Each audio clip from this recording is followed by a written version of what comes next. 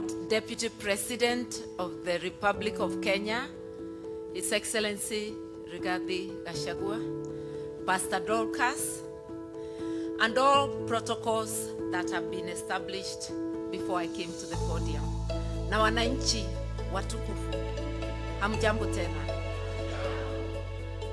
Ni furaha yangu kuwa nanyi siku ya leo, na nimekaribishwa vizuri kama vile mlikaribisha ndugu yangu. It's a rare opportunity that the two of us are here sharing a podium. We want to thank you very much, the organizers, for inviting us to this occasion and for enabling us to engage with you. Na nitaanza na kastori kidogo. I was called to politics by times like this. During the Moi era, I had just ended my contract, my second contract as a magistrate, and I decided to go to private practice in '87. And the KANU regime was trying to encroach on the law society. As a young lawyer, together with other young lawyers, we started a movement of resisting being taken over by KANU. Ilikuwa imemeza maendeleo ya wanawake. The name had changed to KANU, maendeleo ya wanawake. Kotu had been swallowed, and Mutukufu expressed publicly that the next institution you'll be taking is the law society, because it was vocal. So as young lawyers, when our chairman of the day agreed to a government appointment, we felt that he was now leaning too close to the regime. I became active, organizing and leading to push back. And then I realized that you cannot practice your profession or your business in a vacuum. It is within the social, political, and economic context. And I therefore linked the environment I worked in to the politics of the day. And that's how, from activism within the law society, I went on to the wider questions of governance in the country. The rest is history. Here I am, still practicing. I'm still practicing the two professions, politics and law. And they intersect very well. Because as a lawyer, you are taught to represent. As a litigation lawyer, which I was largely, you articulate the issues of your people. In politics, it's the same thing. So, I don't know, it's not 30 years, it's almost 40 years. Here I am, still at it. And instead of the Moi dark days, we've now gone 360 degrees back to where we came from. And this is not dark days. This is total eclipse. Total eclipse. I don't remember anywhere during the Moi era other than the Wagala massacre, which was over a period of time, not a single day, where 60 or more people are killed in a single day, and it goes on and it's countrywide. I've said other than the Wagala massacre. Even when there was Sabasaba and such things, we never had large mass deaths that are repeated, a system that is unrepentant, almost rejoicing, and adding insult to injury. Shoot to kill. And the Mtukufu of the day echoes the words. Then when he finds the UN is complaining, is asking for accountability, he says shoot in the leg, as though you don't die when you're shot in the leg. Rex Masai was shot in the leg and he died. So many have died. A gunshot on any part of the body can actually finish you, depending on where. So asking that people be shot, unarmed people, is a criminal offense. And this is a guy whose case at The Hague never finished because the witnesses walimalizwa moja kwa moja, compromised, finished, all disappeared, and some were compromised and went away.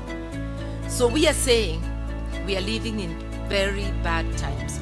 Moi era, we didn't have the 2010 constitution. Now we have a constitution which is so explicit and which has all but been suspended. I am happy to be talking to you because in diaspora, you actually think about Kenya. Sometimes I think that you worry more than some of the people living in the country. The questions you ask, the support you send, and like my brother has said, you are the ones subsidizing the effects of bad governance. When there was NHIF, you sent less money for treatment. With the Shah-Chief mischief, you are now the ones shouldering the burden of health. With the defunding of education, you are the ones shouldering the burden.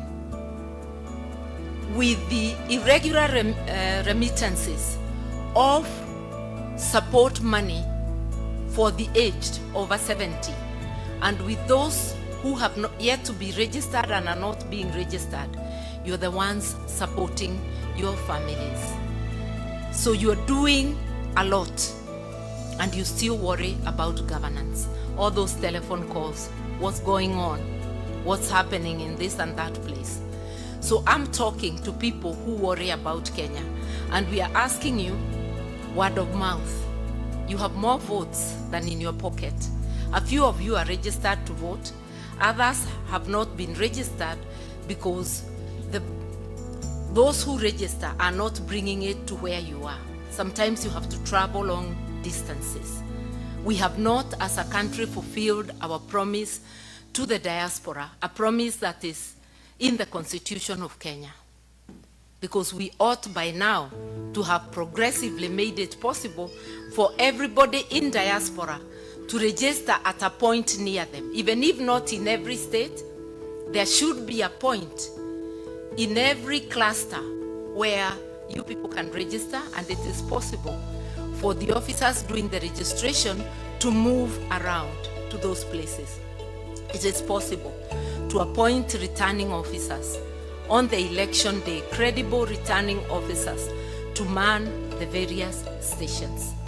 I don't see that being fulfilled now, but it's a promise we make that we will fulfill. So what's wrong with Kenya? We have a constitution, hardworking people. Kenya doesn't have a problem of revenue. It's a problem of misapplication of that revenue, an expenditure problem, physical indiscipline, going to pamper a small ruling elite when essential services are not being attended to. We have never failed to renew motor vehicles and get the latest guzzlers for the ruling elite. We are renovating State House with more money than a brand new better State House can be built on. We are renovating the DP's office. We are doing things that are crazy. We are spending 4.5 billion to make Bomas of Kenya a hotel, as though it is a priority at a time we are saying we cannot afford 1 billion shillings for examinations for our children. Our priorities are upside down. In one word, what is wrong with Kenya is governance. If you want to correct the economy, correct governance. And what is governance is how we do things. It's about a foundation of the rule of law, following the rules that we make. Even here we have unspoken rules. Only one person can speak at a time. If we are all speaking, we can't hear one another. So for a club called Kenya, the rules that we make for governance are the laws of Kenya, beginning with the Constitution, and then the laws under it. If we follow that, imagine the Constitution as a whole chapter on how to apply finances, on how to apply the revenue collected. it has a whole chapter on the leadership that is fit to steer the country's affairs. It has Article 10 that gives us the principles, the values and principles of governance: inclusivity, respect for human rights, transparency, accountability. I do not have to say all of them. Mwelekeo tumepewa, lakini masikio hatuna. Tuna macho hayaoni, masikio tunayo lakini hasiasikii. We are doing the opposite. That's why it should even not be one term, maybe no term. You know? Especially with the killing going on. How much more blood do we have to shed? We must be thinking. That's why when my brother came over, we spoke and we said, this is not about us. This is about the country. And we agreed that we have to unite, not just the two of us. The two of us, and then we go out and look for others. And when I went to pay a return visit to Amunyoro, you saw it was Kenya, not me. Because we need everybody. This job of liberating Kenya cannot be done, not by one party, not by one leader, but by all people of goodwill speaking together. And that is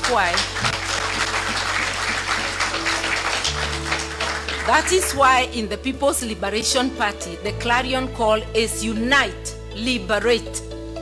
Without unity of purpose, you cannot liberate. We have unity of purpose.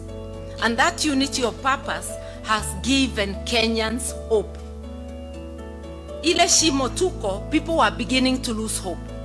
But the moment they have seen a coming together, na hatujajaza, the doors are open for more to come in. People have seen hope.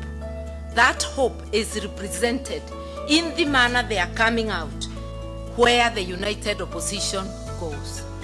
It tells you people are eager. They keep telling us, you got to stick together, because that's where the hope lies. With a thieving person in charge, with the person who does not care about rules, you have to have a flood of votes to overcome. We are telling him, hata Kasongo mwenyewe akiwa the chair of IEBC bado tutambwaga. You see?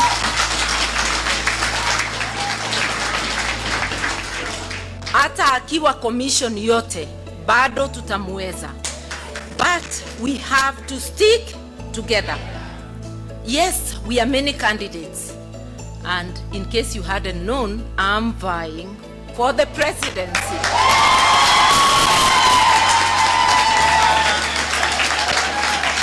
I said, I'm done with running mate business, having finished that era in 2022. But I am also ready if in the unlikely event another person is chosen as a candidate, I will subordinate my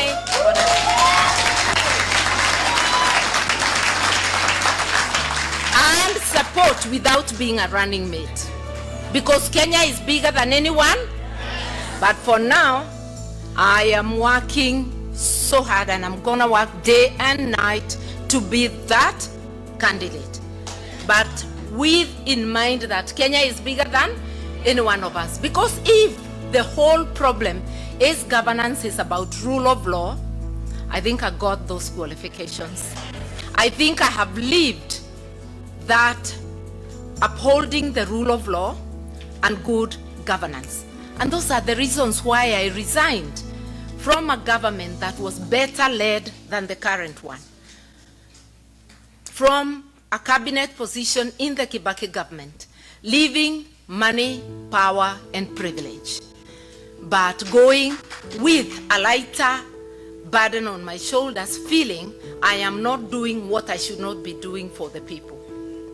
Let us remember, we just don't want a change of name. It is not the name that is the problem. it is the way things are done. We've got to effect this change purposely. We've got to look at the menu in front and say, whom shall we send? All of us are doing a great job. My brother is doing a great job, mobilizing, waking up the people, coming up with very witty slogans. One time,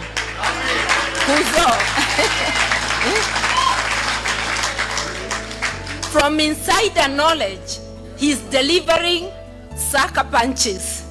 I was telling him that the last one, when he told him, you are angry, I see you are very angry, but Kenyans are more angrier than you. That was a knockout punch. And each one of my other brothers, everybody has something useful they are doing, something unique. But we want to look at the totality and say, whom shall we send? So each one of us will market themselves. We'll all market our parties. And when we talk of parties, let me tell you something. I talked of governance. But political parties are very important in the governance of a country because they are the network that mobilizes the people on a platform. And I'll begin by saying PLP, we are social democrats. So we are people-centered. And we believe that on a foundation of rule of law, you must look back and uplift the vulnerable. I'll not go on beyond that. I just wanted to say, political parties are so important, and I'll urge those of you here, join a party of your choice. I'll obviously tell you PLP, but while recognizing that there are many parties, join a party of your choice. Do not be a spectator. Why? A government is as good as the political party that forms it. A political party that has no governance, has no structures, a political party that adopts corruption as one of their ways, a political party that has authoritarianism will get a government just like it. I'll just tell you, UDA is a Bogodari party, and it has formed a Bogodari government. I'll give you a contra, and the same it was with KANU, by the way, and other parties which I will not mention because they were run by friends. The only party that had a semblance of good governance was Mwai Kibaki's DP. It was called by people the Gentleman's Party. What they meant is that it was so orderly, it didn't look like a political party. By the way, when I was rigged out of party elections in Fort Asil in 1992, September the 12th, because I remember, I immediately moved to DP by the 2nd of October, and elections were called. And I was able to defeat the people I found in DP because everything was done above board. That was Mwai Kibaki. And that's how come he ran a good government the first term especially. Things started going south towards the end of the first term election period, 2007. And then when we got the grand coalition, or was it grand corruption government, that, you know, I'm telling you from insider, the way now Rigi can speak to you as an insider, you know, he delivers truths from knowledge. Like I remember about a year ago or 2 years ago,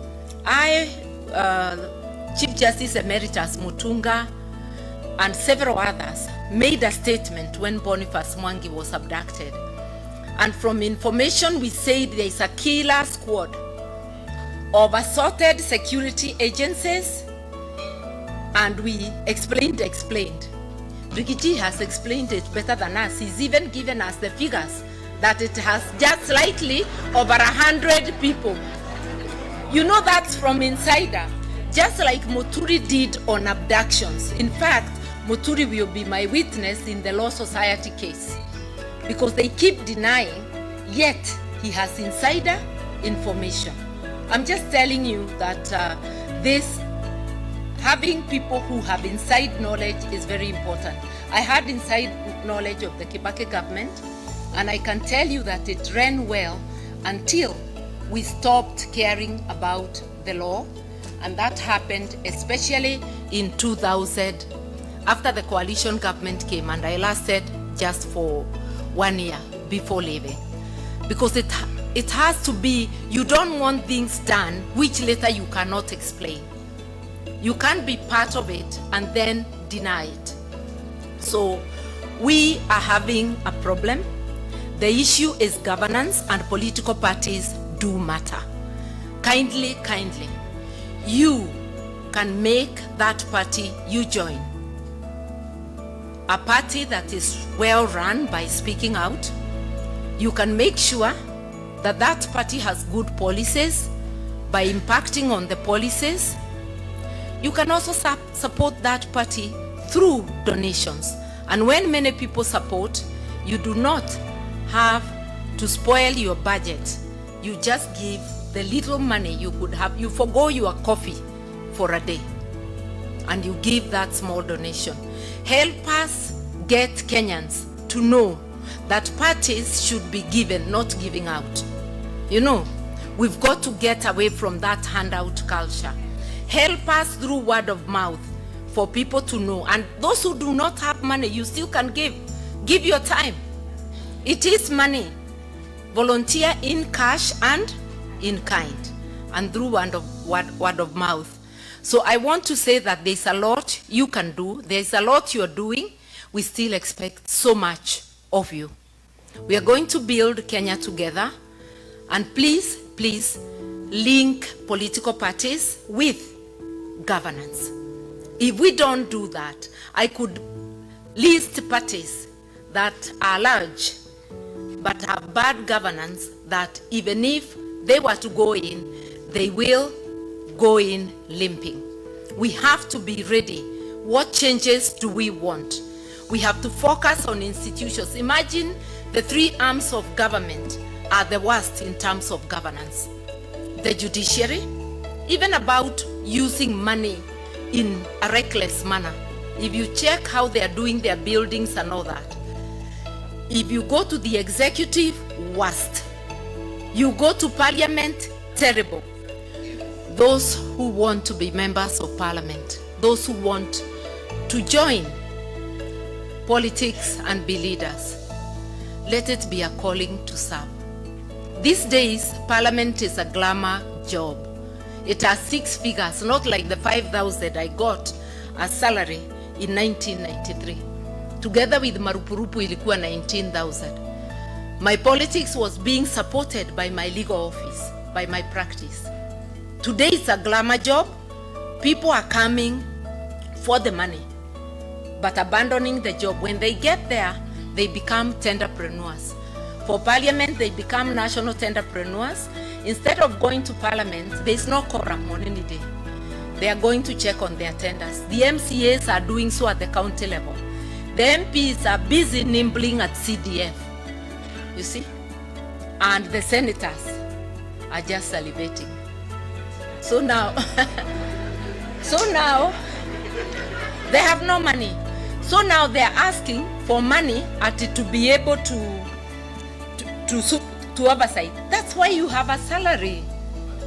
Even this thing of allowance, when you pay good money, you should stop allowance because it's double payment. We will have to restructure salaries. Restructure in such a way that even when a civil servant goes to a workshop, they are not paid money. You are still at work. We have monetized everything. Our God has become money. We have forgotten others. And we have this entitlement. Those who are in office think that more should come to them, even when their brothers are starving. That is not good governance. Let's think about it. You can help us. You can help us prepare for the changes, because change is coming, mind you. Change is coming. Yeah.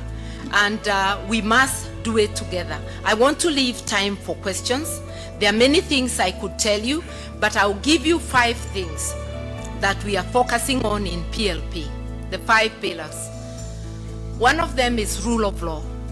Because if we do not have rule of law, if we do not kill impunity by real-time enforcement, by ensuring the law applies to everyone across the board, then all that we'll be doing will go to waste. Our wish for better governance will be zero. You see, it will be useless. Number 2, it is the economy. On that foundation of the rule of law, an economy that works for everyone.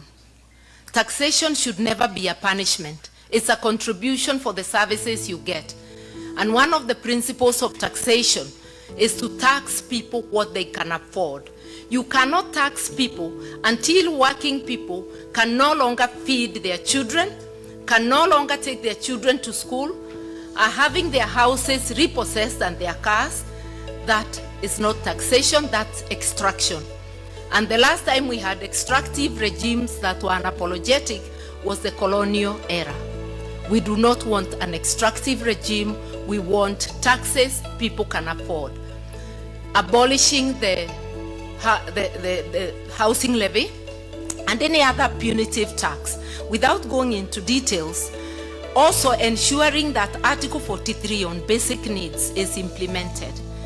That people have access to education, universal access to education and universal access to health in all public institutions. We can afford it, we just have to seal the leakages. If you see the money we lose every day to corruption and every year, we don't even need all of it to give those services. And also start by using the money already allocated well, because all these institutions, the schools, the hospitals, there are leakages you cannot imagine. Investing in agriculture. Why should we stay hungry and we have arable land? Support farmers, and especially those small-scale farmers. Support our SMEs, if it's jobs, because we must give the youth jobs. Our SMEs currently are listed as 7.4 million. Imagine if they were supported and they increased jobs by 2. Those would be 15 million jobs. We would have gone a long way into solving the joblessness. When you support a company, like I saw a policy which is there today, that companies who invest over 3 billion will be given a tax holiday for 20 years. How many people can a company of 3 billion employ? If you gave those holidays or consideration to SME sector only, you are most dependable. Even when they close, they will still open again. They go nowhere and their money circulates in Kenya. A foreign company, their money goes where? I don't want to talk too much about it. I just wanted you to know the areas we are looking at and much more. May God bless you. May you support us and may you support me to take Kenya to the next level. Asanteni.